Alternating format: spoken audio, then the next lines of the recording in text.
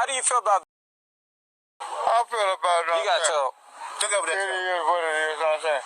Real niggas do real shit, you know what I'm saying? And when I rock, you know what I'm saying? Real niggas, you know what I'm saying? Stack. When a real nigga stack. What's good, y'all? It's Coffee back again, man. And what in the fuck was that? You guys saw that clip there. That shit had me rolling, man. That was some funny-ish.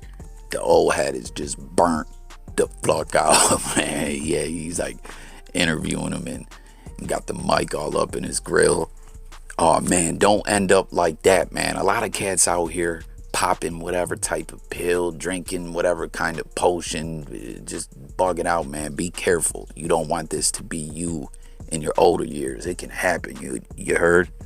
That was reposted by the bro, Most Hated Don. Go check him out, man. You see his IG. He makes some music and whatnot, trying to grind on the come up. But peep it, y'all. We got a lot of news to get off into. Rapper The Game, who I always let y'all know, man, big fan of this guy. Things went really bad, over the past few years. It's just kind of been looking sorry, the ish he's been doing for, the heights that he reached in the game. His career may be indeed saved. We got some MILK74 news and much more. So let's right off into it. Y'all know how we do is Coffee. Hit them button, sub to the channel, join the discussion. But first up, this is a green screen. I got a nice green screen. Y'all heard MILK74, man. It ain't no green screen. Hell of a view Milk's got from up there, man. Like, up at the top of the city out there in LA. Downtown, I believe. It's wild, right? Everyone seems to know MILK74's address, but it never had him shying away from putting out the content that he did. That's like crazy situation, man. Y'all know I'm a big fan of Milk, as well as many other YouTubers. You feel me? I just hop on here, react to the different content that I see them pumping out or whatever. But for real though, y'all, like, that whole situation where Milk and Pino, they were supposed to do the no jumper boxing event, and then ultimately after Milk pulled up at No Jumper Studios, Adam22 shared that they dropped Milk from the car, that the investor was like, yo, we can't fuck with this guy, we don't, he's too reckless, or for whatever the case may be, whatever reasoning dude gave, he didn't want Milk to be a part of the boxing event. Now peep it, y'all. I need you guys to hop in the comments, because am I tripping? You know what I mean? I watch No Jumper on the regular, but I just feel like I haven't seen anything regarding the boxing event. Like, was it canceled? I don't know. One of my bros, Jimbo, what's good? Jimbo was, gonna take the voyage out there. I believe he only lived like a state away to the Panhandle in Florida, right? Wasn't it by the Floribama shore? They was gonna hold this thing, Pensacola. I guess that's not really the Floribama shore. Kind of close though. I don't know. Sounded good, I thought. But anyways, Jimbo was gonna take the voyage there and try to get some interviews and put out some content. But I feel like I never seen nothing about this event after that. Like, jump in the comments, y'all. What happened? Was the event canceled? Did it fall apart? And that brings to question if it did indeed get canceled, right? Was the main event, was the attraction to the whole event, was it Milk versus Pino? I mean, I know there was some other cats that I guess we, some people would say have a higher stock as far as their internet fame or whatever, like C-Mac and some other cats that were supposed to be a part of this event and were supposed to box. I forget what the main event was, but I mean, I don't know. Could they not get that together? Was Milk versus Pino what this thing was all about? I don't know. And maybe I'm tripping. Maybe they had the whole boxing event, As I share with those who watch my channel on the regular, well, sometimes people may say, well, Coffee, well, why didn't you just do yourself a Google before you did the video? Sometimes I find it more interesting to just kind of do it off the cuff, what's on the mind at the time, and put the video out and hear more from y'all. You know what I'm saying? This channel is all about being interactive. But with that being said, if that is indeed what happened, that's just kind of wild, right? And also, it feels like, I don't know if it's the algorithm gods, you know what I'm saying, not really putting milk in coffee's feed the way they used to do, you know, in my recommended or whatever. But I feel like milk's kind of slowed down, right? Not as much situations he's getting himself into. I don't know. I mean, at the end of the day, that's a good thing. You know, as I always point out, not trying to see people beef if it goes that way organically, and that's what it is. It's what it is. I know people find it entertaining, but I don't know. It just seems like Milk's channel has kind of more chilled out vibes now. I don't know. Y'all let me know if y'all agree. Then real quick, y'all, you see this footage here. Someone edited together. I got a hell of a kick out of this. For those that know and flock with me on the regular J Coffee Talks, diehard Bills Mafia. You know, all us Bills fans is rough right now. We were right on the brink of advancing on to the next round, and the way most people foreseen it, Bills fans or non-Bills fans, felt like the Bills would roll through Cincinnati and knock off whoever the NFC had to offer with the quickness that the AFC has the better squads left. I don't know if y'all agree with that or not, but anyways, this footage was going viral yesterday where a crazed Chiefs fan ran on the field. Stephon Diggs laid him out. You see Jersey star Deion Dawkins throwing dude's shoe. It was hilarious, man. I tapped in, in full on a video yesterday about this, but today what we're talking about is how someone took this edit and they put it together of Dawkins throwing this dude's shoe, and then something from some kind of political press conference where someone was throwing a shoe at some kind of senator or prime minister or governor, I don't know, president, somebody. I don't really know. Y'all know I don't do the politics like that. Not that I don't pay attention to what's going on, but Coffee don't really want to talk religion or politics. I try to keep it by rules, if you feel me. But I thought this was just funny. I had to share it with y'all. Then real quick, man, season 4 of Ozark. This is something. Comment and let me know if y'all like to do maybe some live streams where we, you can get on the panel and we can talk about Ozark or other topics that you're interested in as well. Make sure to leave in the comments and stay tuned, like I said, for those lives where y'all can get on and chop it up with Coffee. But I don't know, like, what does everyone who is into the show think of season 4 and of the show overall? As we know, we've been hearing for like this season I felt like a lifetime for them to bring season 4. It felt like it took like almost 2 years, but we kept hearing, season 4, it's a wrap. It's the last season of Ozark. And I was like, damn, man, because this show is the truth. And Netflix has a bad history of a lot of shows hitting that chopping block and being deaded off and canceled before the show can see a proper conclusion, when it comes to the storylines and everything. It's fucked up. Like, comment, y'all, some of the Netflix shows over the years that you have seen canceled that really, like, kind of had you kind of like, what the fuck? Like, it sucks for the fans, but also I think for a lot of the show creators, writers and staff and actors and stuff like that, like they're a part of something and it don't come to a proper conclusion. That's some straight fuckery, you heard. But anyways, season 4 hits, everything's heating up with the cartel, and then we find out, this ain't all of season 4. This is season 4 part 1. Threw us all for a loop.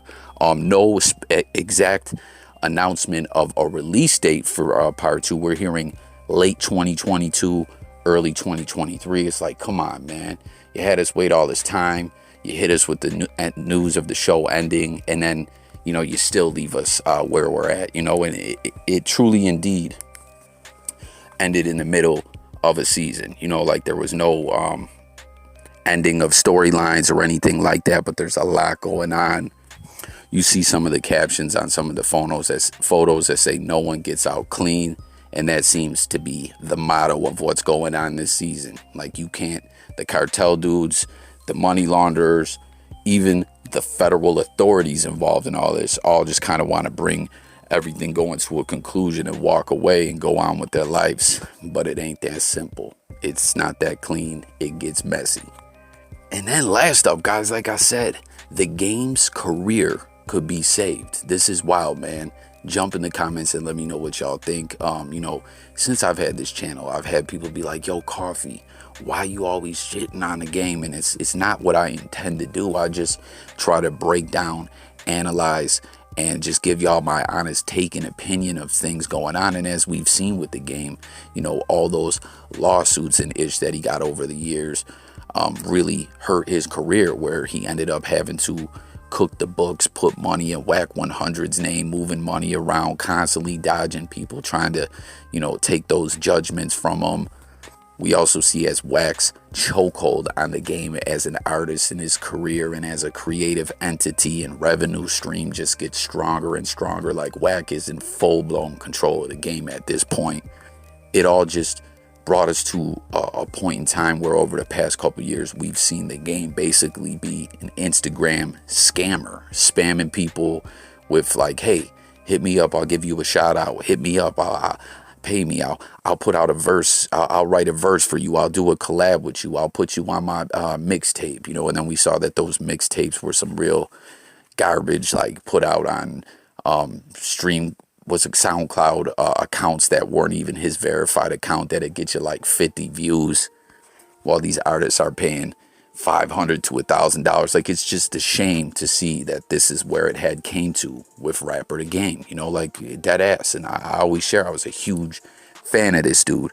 And then, you know, once again with Born to Rap, he's like, yo, I'm out, I retire, I'm done, you know. Like, it just was real, such a shame that this is what this dude's career came to, you know, to the highs and the lows. It's like, damn, B, what happened? In high school, you were the man. But fast forward to where we are today, the game's got a new track out called Eazy, collaborative effort with Ye. It's got DJ Premier, Hit Boy, Mike Dean, and Wack 100 on as producers. Do y'all peep that? Wack 100 getting producer credits and points off the game package. Pay attention to what's going on, y'all. But Game has been, you know, bragging all over social media over the past couple weeks that he's got some Hit Boy stuff coming. Supposedly a whole project, as we've seen, you know, Benny the Butcher, Nas with two, you know, King's Disease 1 and 2, Part 3 coming on the way soon, you know, solely producing their projects. These guys are still artists who are, you know, killing it in the game. Nas, a living legend. Benny the Butcher, one of the hottest newer artists in the game. I mean, he's not brand new. He's been around for a grip now, but their stock is still rising while the game, you know, has kind of been a has-been. And I don't know if that's, you know, the album that this track is on hasn't been, you know, announced what the album's going to be called, or if Hit Boy is indeed producing the whole project. But this is big for the game. This really seems like he's coming back, as this song charted at number 49 of 100 on the Hot 100. Not in the hip-hop categories, the flat-out Hot 100.